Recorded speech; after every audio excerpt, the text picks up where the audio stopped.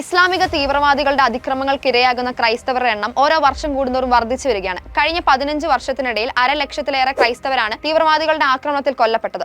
2019 മുതൽ 2023 വരെയുള്ള കണക്കിൽ 16,799 പേരാണ് ആക്രമണത്തിൽ മരണപ്പെട്ടത്. കഴിഞ്ഞ ഞായറാഴ്ച നടന്ന ആക്രമണത്തിലും 100-ലേറെ ക്രൈസ്തവർ കൊല്ലപ്പെട്ടത് ലോകത്തെ നടുക്കിയ വാർത്തയാണ്. 94.5% ക്രൈസ്തവർ ജീവിക്കുന്ന കോങ്കോയിൽ ഇസ്ലാമിക് സ്റ്റേറ്റിന്റെ പിന്തുണയോടെയുള്ള ടെററിസ്റ്റ് അറ്റാക്കും കൊലപാതക പരമ്പരകളും പതിവായിരിക്കുകയാണ്. മുസ്ലിം ഭൂരിപക്ഷ രാജ്യമാണെങ്കിലും സമീപകാലം വരെ സമാധാന അന്തരീക്ഷം തുടർന്നിരുന്ന ബുർക്കീന ഫാസോയിലെ 40% ക്രൈസ്തവരും മറ്റു മതസ്ഥരും ഇപ്പോൾ അരക്ഷിതാവസ്ഥയിലാണ് കഴിയുന്നത്. ബുർക്കീന ഫാസോയിലെ വിവിധ സ്ഥലങ്ങളിൽ ഓഗസ്റ്റ് 24, 25 തീയതികളിൽ നടന്ന ഭീകരാക്രമണത്തിൽ 200-ലേറെ പേർ കൊല്ലപ്പെടുകയുണ്ടായി. അതിൽ സനാബ ഗ്രാമത്തിലെ 12 വയസ്സിന് മുകളിലുള്ള പുരുഷന്മാരെയെല്ലാം ഭീകരർ തടവിലാക്കുകയും 26 പേരെ സമീപത്തുള്ള ക്രൈസ്തവ ദേവാലയത്തിൽ വെച്ച് കഴുത്തറുത്ത് വധിക്കുകയും ചെയ്തു.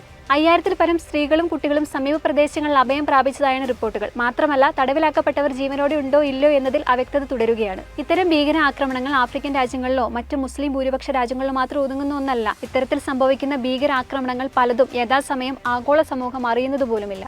ലോകത്തെ നടുക്കിയ പ്രധാന ഭീകരാക്രമണങ്ങൾ മാത്രം നോക്കിയാൽ കഴിഞ്ഞ 8 മാസത്തിനിടെ വിവിധ രാജ്യങ്ങളിലായി 1000-ലേറെ ആളുകൾക്കാണ് ജീവൻ നഷ്ടപ്പെട്ടത്. 2024 ജനുവരി മുതലുള്ള കാലയളവിൽ 30-ൽ പരം ഭീകരാക്രമണങ്ങളാണ് IS ഉൾപ്പെടെയുള്ള ഇസ്ലാമിക ഭീകരർ നടത്തിയത്.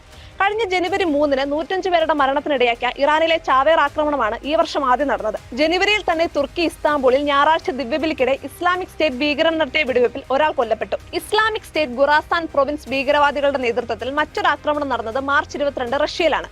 ക്രോക്കസ് സിറ്റി ഹാളിൽ നടന്ന ബോംബ് സ്ഫോടനത്തിൽ 145 പേർ മരിക്കുകയും 550-ലേറെ ആളുകൾക്ക് പരിക്കേൽക്കുകയും ചെയ്തു. വീണ്ടും ജൂൺ 23-ന് റഷ്യയിലെ ക്രൈസ്തവ ദേവാലയങ്ങളിലും സിനഗോഗുകളിലും നടന്ന ഭീകരാക്രമണങ്ങൾക്ക് പിന്നിൽ Islamic state Caucasus province ഭീകരവാദികളായിരുന്നു.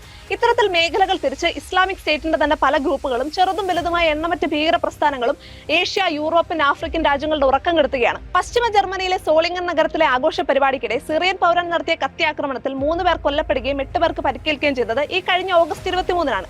August 24-ന് ഫ്രാൻസിലെ യഹൂദ സിനഗോഗിനടുത്തുണ്ടായ സ്ഫോടനം ഭീകരാക്രമണമാണെന്ന് സംശയിക്കപ്പെടുന്നു.